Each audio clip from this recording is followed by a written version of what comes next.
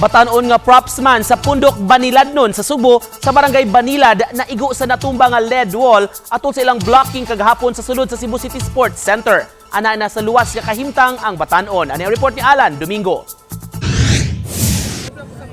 Nagpingit sa ibating kasakit kining batanong lalaki nga nagunit sa iyang tiil human maigo sa natagak nga LED wall.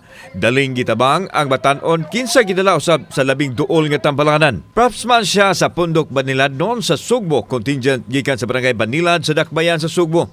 Suma sa head choreographer nga kalit kayang paghitabo og posibleng tungod sa kusog nga paghapak sa hangin niadtong orasa ang nakaingon sa pagkatagak sa LED wall ug nakaigo sa ilahang propsman.